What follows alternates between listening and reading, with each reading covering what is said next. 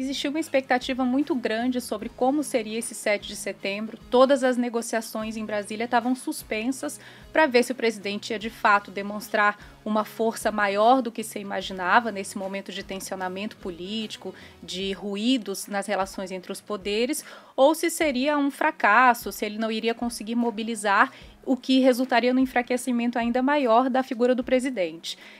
Aí as avaliações que a gente viu sobre essas manifestações, elas tiveram sim um número expressivo. De fato, teve gente que falou, olha, ele ficou mobilizando 2 meses, eram para ter sido maiores, mas tinha assim, deu para ver que o presidente tem uma base ali coesa de apoiadores que o seguiram, que foram às ruas, que abraçam essas mesmas pautas que ele coloca. E foi uma manifestação que, para alívio de todos, eu acho, não teve grandes incidentes, né? Porque o que a gente ouviu em Brasília é que se ultrapassasse algum limite físico, uma invasão do Supremo Tribunal Federal ou do Congresso, por exemplo, isso exigiria uma resposta muito forte e prática dos outros lados, do Supremo, do Congresso. Isso não aconteceu, mas teve fala muito dura do presidente. Teve uma fala dura de manhã em Brasília e uma fala ainda mais dura, confrontando diretamente ministros do Supremo na parte da tarde em São Paulo. E isso mereceu resposta. Então, depois do dia do 7 de setembro, a expectativa era como é que vai ser o dia seguinte, como é que as autoridades vão responder a isso. A tensão foi escalando, a coisa parecia ter ficado ali numa escalada incontrolável. Chegou no dia seguinte, a gente teve primeiro uma fala do Arthur Lira tentando apaziguar, se colocando meio que como um pacificador. Ele fez críticas, sim, a pontos da fala do presidente Bolsonaro. Ele criticou, por exemplo, o fato de Bolsonaro ter questionado mais uma vez a lisura da urna impressa, da urna eletrônica. Falou que a gente tem um compromisso com as eleições, pediu para acabar com radicalizações, usou a palavra bravatas, né, nas redes sociais, mas também não foi um discurso que desse qualquer senha para alguma medida mais prática contra Bolsonaro. Ou seja, aquele discurso ali do Arthur Lira deixou muito claro que não tinha ainda caminho para impeachment, que o impeachment continuaria sendo uma pauta ali muito localizada na oposição, sem respaldo no Congresso.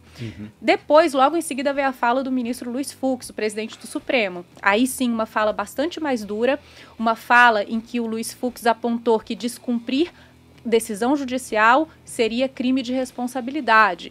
O presidente Bolsonaro, no 7 de setembro, disse que não cumpriria decisões vindas do Alexandre de Moraes. Então, o Luiz Fux ele traçou uma linha muito clara no chão, ele deixou muito claro que se o presidente, por acaso, viesse de fato a cumprir a ameaça que tinha feito, isso seria um crime de responsabilidade que teria que ser analisado pelo Congresso. Naquele momento já dá para falar, ferrou, né? Porque aqui deu...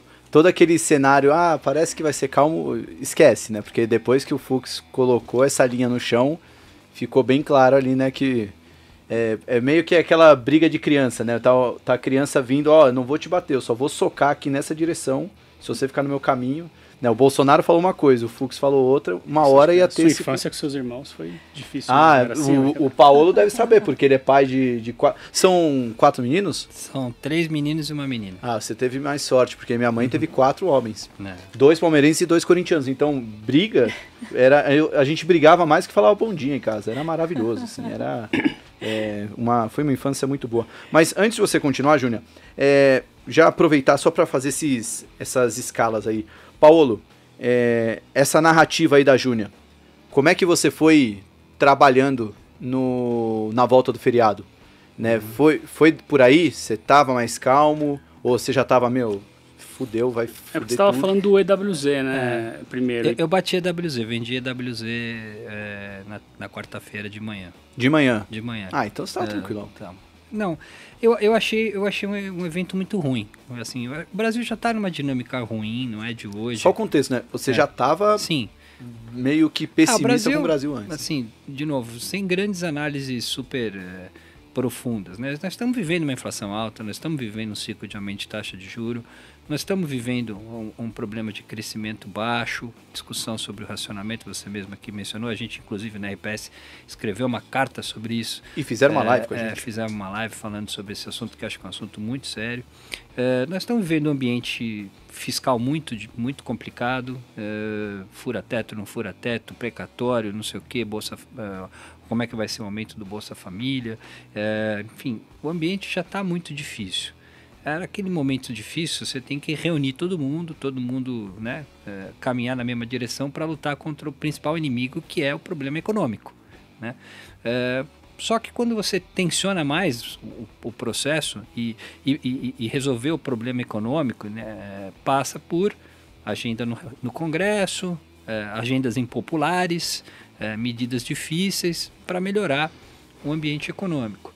Quando você tensiona a relação entre os governos e principalmente entre o executivo e o legislativo, você meio que barra essa agenda, né? Então, na minha opinião, a agenda econômica brasileira, pode vir carta do Bolsonaro dizendo que agora tudo bem, não vai diminuir a tensão, etc. Na minha opinião, ele destruiu a ponte que existia, se é que existia alguma, mínima ponte entre o executivo e o legislativo para aprovar uma agenda econômica do bem daqui até o final do ano. Só para eu não quero pular etapas aí na conversa, mas mesmo com esse comunicado de hoje... Eu acho que está destruída a ponte, porque ele colocou muito forte o pessoal na rua. Eu acho que foi um movimento forte. Isso foi o lado ruim. Eu acho que foi um movimento forte, ruim para o mercado, né? Não para ele, nem para os apoiadores dele, nem sei se vai ser a médio prazo bom ou ruim para o Brasil. Não quero discutir isso. Mas para aquele ambiente que você precisa de uma ponte, eu acho que o movimento, o tamanho que foi relevante, a antecipação que ele representa da questão da corrida eleitoral. Ele antecipou o pleito eleitoral. Era para a gente estar agora discutindo economia, aprovando coisas impopulares, tentando fazer a economia melhorar. Ano que vem a gente começa a discutir política. Ele antecipou totalmente o processo. Eu fico me colocando no lugar do Pacheco, fico me colocando no lugar do Kassab, fico me colocando no lugar dos líderes, todos os líderes, né? Cada um no seu lado, um mais para o meio, mais para a esquerda, um mais para a esquerda, com esse movimento polarizador do presidente adicionando, né, lenha na fogueira. Eu acho que ele, de alguma forma, inviabilizou essa mini agenda do bem que a gente poderia estar conduzindo agora, até que chegasse o famoso para-congresso, que é o ano eleitoral, onde de fato nada acontece. Eu acho que ele meio que antecipou, infelizmente, esse para-congresso. A gente ouviu algumas lideranças esses últimos dias, inclusive ontem e hoje, falando que no Congresso agora não passa mais nada, o que é muito ruim para nós aqui do mundo da economia, que estamos vivendo um problema sério e que precisávamos de soluções, nem que fossem parciais, e que passam pelo Congresso, que eu acho que agora está inviabilizado. Se na Câmara talvez tenha algum espaço, e acho que talvez tenha, a gente está vendo algumas coisas passarem na Câmara, para mim o Senado está totalmente interditado. Então, eu acho que do mundo político dificilmente a gente vai ver algum sinal de melhora para o mundo econômico. Foi essa a minha interpretação do final do que aconteceu. Então, voltando para a linha do tempo ali, né? O Paulo estava lá vendendo EWZ, o Luiz Fux estava lá retrucando o Bolsonaro, né? E todas essas peças que o Paulo falou estavam se movimentando. Parece que o que aconteceu de ontem e hoje foi todo mundo ali pesando o que aconteceu, e hoje a gente teve essa nota do presidente Bolsonaro que, aí são palavras do Twitter, não são palavras minhas, subiu a hashtag arregou aqui, muita gente está falando em recuo. Como é que você leu tudo isso que aconteceu, principalmente esses movimentos que o Paulo citou, do Pacheco, do Kassab, do Lira, e essa nota do Bolsonaro, o que tudo isso significa lá em Brasília? Tá, eu acho que assim, o ruído continua existindo. Esse cenário que o Paulo coloca de Senado, de nada passar, eu acho que ele é até anterior ao 7 de setembro. A gente já tinha uma coisa ali muito construída no Congresso, de Câmara afinada com o governo, fazendo aprovar pautas importantes, como a reforma do imposto de renda, por exemplo, mais recentemente, e o Senado em outra toada, o Senado ou embarreirando, ou engavetando, ou mesmo derrubando, como fez na semana passada, uma medida provisória daquele programa de emprego. Então, você já tinha esse cenário mais difícil lá no Senado. Isso tem muito a ver com 2 fatores principais. Desarticulação do governo. De fato, o governo não trabalhou para convencer, para negociar com os senadores. O governo vem muito nessa questão de pauta ideológica, nessa mobilização para pautas que talvez não sejam tão ali importantes para o Congresso. Muita pouca mobilização do Palácio do Planalto sobre a pauta econômica. Você tem o ministro da Economia que vai ali, tenta negociar, mas isso é função do Planalto, negociar esse tipo de pauta. E você tem também o presidente do Senado, que está num claro movimento de distanciamento do governo Bolsonaro, né? Você citou o Gilberto Kassab, o Rodrigo Pacheco. A expectativa é que o Rodrigo Pacheco se filie ao PSD de Gilberto Kassab e venha no ano que vem como uma alternativa eleitoral para 2022. Então, o Pacheco ele vai ter, daqui em diante, já estava tendo, vai ter cada vez mais uma postura crítica em relação ao presidente Bolsonaro. Vai analisar pauta por pauta e não vai votar nada que não seja visto como algo para o bem do Brasil, que seja visto apenas como uma pauta do governo. Então, tem um ponto importante que aí não é nem uma pauta que vai ter que ser aprovada pelo Congresso, que é a questão dos precatórios, que o Paulo citou também. É uma questão que é vista como fundamental lá em Brasília para você viabilizar a execução orçamentária. Tem um consenso em Brasília que o governo precisa pagar um auxílio, um programa de renda maior do que o Bolsa Família para amparar essa população vulnerável que ficou numa situação muito pior por conta da pandemia, inflação alta, toda essa situação de crise que a gente está vivendo. Então, esse é um consenso. Isso vai ser feito dentro dos marcos de responsabilidade fiscal. Acho que estão ainda trabalhando com essa hipótese. Então, resolver os precatórios é um ponto fundamental. Tanto que no 7 de setembro mesmo, conversando com o pessoal do comando da Câmara, do Senado, eu perguntava... esse discurso mais radicalizado que o presidente colocou na rua agora, ele vai interferir nessas negociações? E o que eu ouvi era o seguinte: da parte do Congresso, não. Apesar de tudo, a gente vai continuar insistindo nessa tese de negociação com o Judiciário, porque é uma saída mais viável para se resolver os precatórios, né? Só fazendo a breve explicação, os precatórios são aquelas dívidas que a União tem com estados, municípios, pessoas físicas, pessoas jurídicas que já estão transitadas em julgados. Então, a União tem a obrigação de pagar. Esse ano a previsão era de que o governo ia ter cerca de 50 bilhões de precatórios para pagar e de repente veio o tal do meteoro, que o Paulo Guedes chamou, que são 89 bilhões. Então, isso inviabilizaria uma série de outros programas do governo, como o programa de renda, como investimentos também que são muito pedidos pelos parlamentares, pelo governo em ano eleitoral. Então, esse dinheiro não pode faltar. E aí se tentou chegar a uma solução com o Judiciário, por meio do Conselho Nacional de Justiça. O Conselho Nacional de Justiça, que é presidido pelo Luiz Fux também, aquele que deu aquela mensagem bem dura que a gente estava falando ontem, ele tem que fazer uma resolução em consenso com esse colegiado para definir as regras de pagamento dos precatórios. E essa definição que estava sendo negociada era pagar esse ano só cerca ali de 40 bilhões e deixar o restante para o próximo ano. Então isso renovaria esse espaço que a gente já tinha no teto de gastos para pagar o auxílio emergencial, Auxílio Brasil, que é o novo do nome do programa, e investimentos também. Esse diálogo ele fica muito comprometido com toda essa briga que está acontecendo. Eu acho que da parte do Judiciário é muito difícil voltar à mesa e continuar conversando, dialogando, encontrando uma saída para o Executivo para resolver essa questão dos precatórios. Mas talvez essa nota do presidente Bolsonaro ela possa sim ser um primeiro indicativo de que, um primeiro gesto de que os poderes têm que voltar à mesa para negociar, para conversar. Da parte do Congresso tem disposição. Da parte do Executivo não tem muita outra opção, porque a outra opção é a PEC dos precatórios que o governo enviou, e é uma PEC dificílima de se aprovar no Congresso, é uma PEC que prevê parcelamento em 10 anos de precatórios. É algo que na Câmara já é difícil, no Senado, então, é algo praticamente inviável. Por todo esse quadro político que a gente falou. Ô, Júnia, no comecinho que você falou, né, o Paulo disse que o Senado, qualquer coisa passar no Senado, para ele já acabou, e você já começou sua fala dizendo que para você isso já estava antes mesmo do 7 de setembro. Se você fosse gestora de um fundo, dificilmente você estaria comprando o Brasil né, diante disso, né?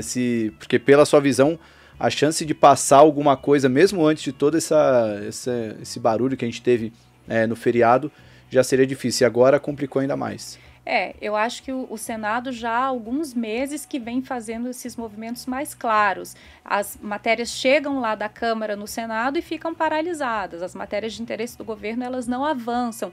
E esses sinais vêm de forma muito clara. Os parlamentares, os senadores, eles falam isso, eles expressam isso, sem contar que está acontecendo ainda uma CPI da pandemia, uma CPI feita para expor o governo, fazer ali um palanque de enfrentamento sobre a maneira que o governo lidou com a pandemia. Então, é um terreno bastante menos amistoso para o governo.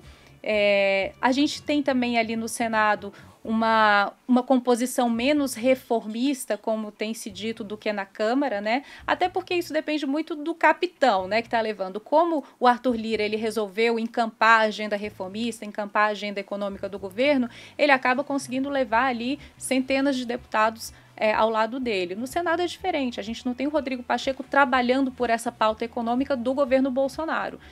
O Senado tem pautas próprias e pretende fazer essa diferenciação. Então já há meses que a gente tem observado essa dificuldade, quase impossibilidade de ver o Senado aprovando essas pautas. Agora, qual que é o saldo final de tudo isso que aconteceu? Desde o que a gente pode considerar, você mesmo falou, né? Já vi o Salomão falou, vi uma mobilização aí nos últimos meses do presidente, teve um número expressivo de pessoas na rua, mas ao mesmo tempo todo mundo se manifestou e hoje o presidente soltou uma nota.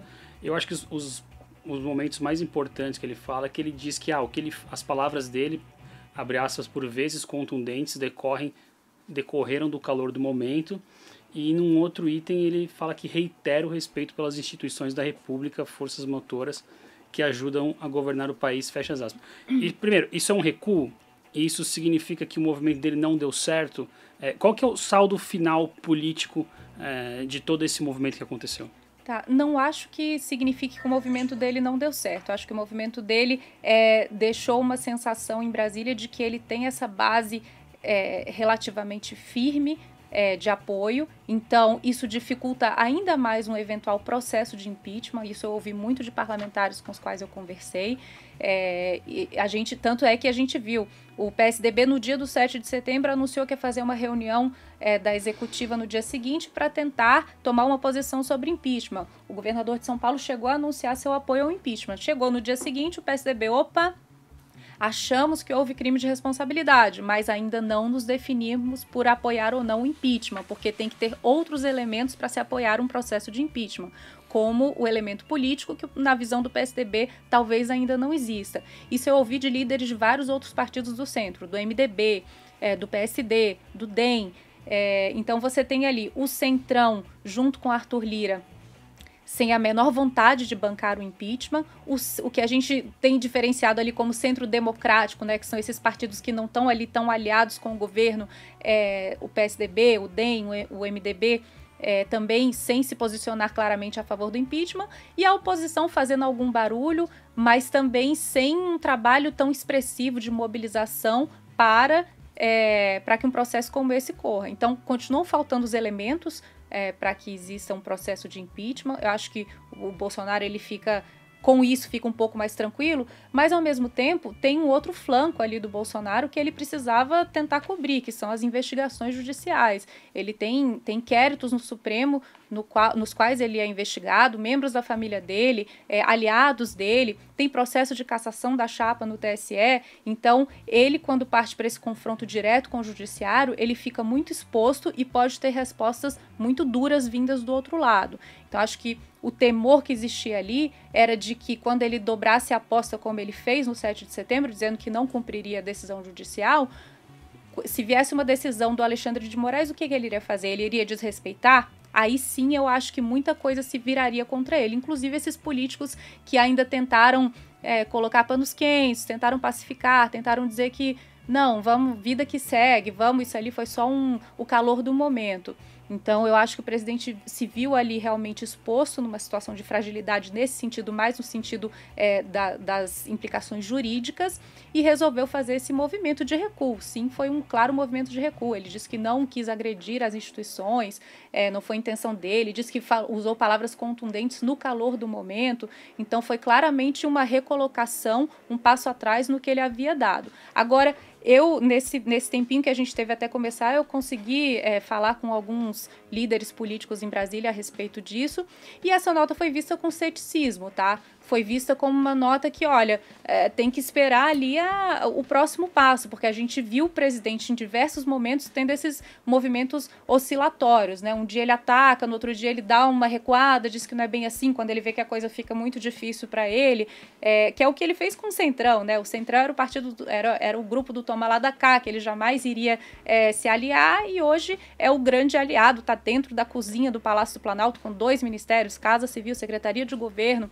tem o maior aliado do governo, que é o Arthur Lira, na presidência da Câmara. Então, foi visto com ceticismo, está todo mundo em Brasília ainda esperando para ver o que acontece, mas eu acho que assim, o risco político nesse governo ele permanece. É um governo de enfrentamento, é um governo de desafios aos outros poderes, é um governo que não tem se empenhado ali na aprovação das pautas econômicas que são tão importantes para o mercado, né? Então, muitas vezes a gente vê o ministro da Economia falando sozinho, defendendo sozinho essas pautas, e o presidente da República olhando para outro lado, cuidando de outros assuntos, olhando para as eleições, por exemplo, em 2022. Caramba, se todo mundo tivesse passado o 7 de setembro lá, que nem eu lá, fiz uma carninha, tomei uma cervejinha lá, fiquei postando o ponto da carne ali no Twitter, acho que... Ninguém sabe o que aconteceu, né? O clima não estaria tão ruim aí. Mas bom, tô feliz que a galera no chat tá bem civilizada, né? Falar de política realmente... Não tá? Não, é que textão não leio. Não, mas é que geralmente quando vem uns palavrões e tal, não... O Josué tá lá, né, furiosamente. Ah, tá, moderando. Boa, temos um moderador. Olha, não fiquei animado com o que a Júnia falou, também não, acho que ela não veio aqui para nos alegrar, né? Mas acho que se tava difícil o cenário, parece que piorou depois desses episódios, né? E até essa declaração no final dos líderes achando que vem com ceticismo essa nota do Bolsonaro. Vamos ver como vai ser, mas será que dá para pensar só que pior não fica? Nesse sentido de crise institucional, porque pelo menos estava se esperando uma coisa, o Bolsonaro mostrou alguma força ali, pelo menos impeachment não é viável, isso ele mostrou. Sim. Por outro lado, tem a nota de repúdio do judiciário e tem a nota de recuo do Bolsonaro, ela também mostra que ele talvez não passa essa linha que o Fux cruzou aí, que o Salomão falou. Essa é uma interpretação. Mas esse é o ponto, né? Porque pior não fica, mas se o Bolsonaro já acha que não tem clima para impeachment, será que ele não pode voltar a passar esse limite de novo? Eu digo porque no feriado ele falou, não vou obedecer o Alexandre de Moraes. Aí ele solta uma nota 2 dias depois falando... Tava muito quente aquele dia também, né? Um solzão na cabeça, né? Exatamente. O cara animado ali. Mas dá para interpretar desse jeito? O que me chamou a atenção é o seguinte, ele trouxe o Ciro Nogueira lá para a cozinha, né? O Ciro Nogueira para tentar trazer o Senado mais para próximo. Claramente foi esse o movimento com o Ciro Nogueira, né? E o Ciro Nogueira está conversando com ele todo dia, provavelmente, dia sim, dia não, sei lá. Quando é que eles se reúnem. Esse protesto está organizado há muito tempo. Então, os caras já estão pensando no que falar, qual vai ser o tom que eu vou dar. E o Ciro Nogueira lá, provavelmente tentando falar para, olha, vai até aqui, daqui você não passa, a gente precisa do apoio do Senado, etc e tal, veja a agenda, tem a questão do precatório e tal. Parece que ele foi pro palanque meio... Não ouvi ninguém, vou falar o que a minha base quer ouvir, vou né, no famoso, vou dar o 6 ladrão e ver se alguém aparece com o zap. Talvez ele pegou a referência, é um jogo muito conhecido nas universidades, né? Chamado truco. Chamado truco. E parece que assim, ele deu lá um 6 ladrão, meio que ignorou provavelmente o conselho das pessoas mais ao centro ali que devem aconselhá-lo, e viu ali um judiciário mais aguerrido, eu acho que era esperado que assim fosse, e talvez voltou um pouquinho, mas assim, eu fico pensando assim, o que o Ciro Nogueira pensou na quarta-feira de manhã? Caramba, vou vender eu tô tentando construir uma ponte, o cara me trouxe até aqui, eu tô lá trabalhando com o Pacheco, trabalhando com os caras, precisamos passar uma agenda lá, o cara me vem com olha, se não passar o impeachment do Moraes e não sei o quê, e pá, é difícil, né? Por isso que eu acho que a ponte queimou. Já tava frágil, ficou ainda mais frágil. Política tudo é possível, Júnior tem mega experiência, não significa que daqui 2, 3 semanas esses caras não sentam, sei lá, se entendem, vão tomar uma cervejinha e bola pra frente. Mas eu acho que a coisa piorou, na margem piorou. Sim, eu concordo plenamente, Paulo. Eu acho que já estava bastante complexa, bastante difícil e certamente piorou. Houve uma escalada da tensão.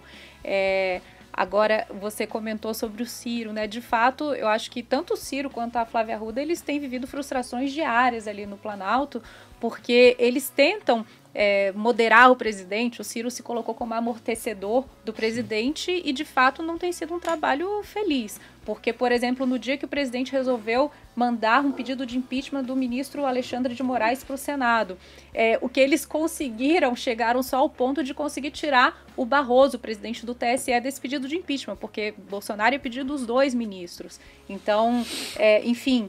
não é o suficiente para você apaziguar os ânimos, né? Os ânimos continuam muito exaltados. Essa mensagem que veio agora, ela teve um trabalho do ex-presidente Michel Temer também, que se coloca ali como uma ponte de diálogo, mas teve também dessa cozinha do Planalto, do Ciro Nogueira, da Flávia Arruda, uma tentativa de convencer o presidente que dali não dava para seguir, que ele teria que fazer um recuo.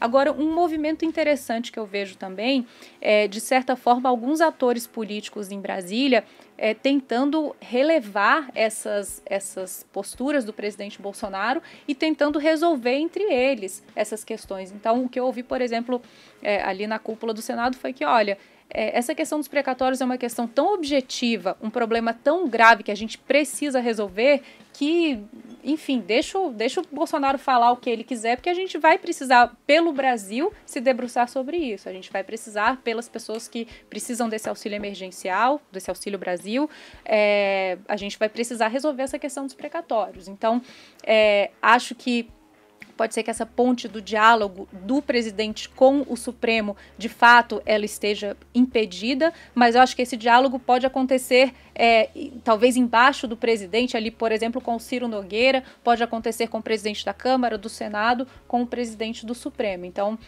algo ainda pode acontecer, apesar de toda essa tensão que o presidente Bolsonaro vem causando. Em outras palavras, o precatório, essa questão do precatório pode chegar a uma solução pelo simples fato de que tem que ter uma solução. Porque se não tiver... Tem que resolver. Porque se você não resolve essa questão dos precatórios, você fica sem espaço, por exemplo, para emendas parlamentares. Os parlamentares vão querer ficar sem emendas no ano pré-eleitoral. Tem um interesse cruzado aí nessa questão do orçamento para o ano que vem, que depende do precatório. Aliás, fazer aqui um comentário, a gente vai escrever uma carta sobre esse assunto essa semana.